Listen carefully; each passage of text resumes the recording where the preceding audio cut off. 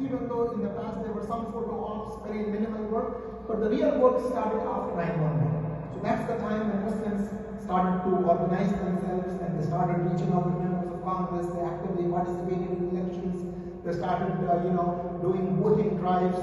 So you have a challenge, a group that is planning and doing things for 100 years, and us doing this work for last 23, 24 years. Point number 4, the political charitable giving of Muslims is around 25, 30, $35 million a year, compared to the other side who gives close to $950 million a year. If I am a politician, I will only care for 2 things. If I'm not principled, I'll be looking for votes and I'll be looking for money. And this is exactly what's happening. That there are groups who are spending a lot of money and there are groups who are giving votes. Muslim community and the Jewish community, as far as numbers are concerned, are almost the same.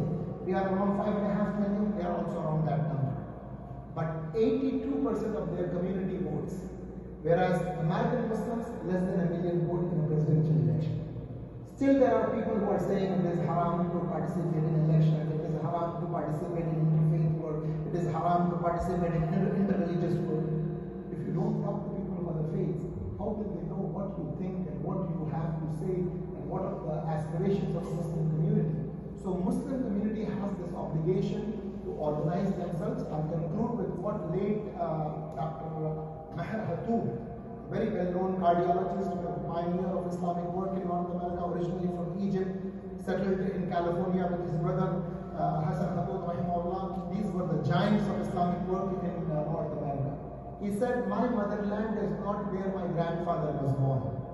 My motherland is where I am living, where I will be buried, where my children and grandchildren will be raised, and where they will be buried. That is my motherland. That is my definition of motherland. So this is something that we have to share with our children and tell them that we are not going to go anywhere. You ask your child, is he willing to migrate anywhere? No. I have been to 43 countries around the world. I would never prefer my child to be raised in Pakistan or India or Bangladesh or Saudi Arabia or any other part of the world. Because over here, we are living in a country where there is a rule of law, where there is constitution. The guiding document of this nation is constitution. And as long as the constitution is there, we don't have to worry. Allah subhanahu wa ta'ala says, الَّذِي أَطْعَمَهُم مِّن جُوعٍ وَآمَنَهُم مِّن خَوْفٍ. A human being needs only 2 things in life: food and security. Look at millions of immigrants who migrated to this country. Why did they migrate? Because they wanted to earn a decent living and they want to live in peace and security. And both the things are available over here.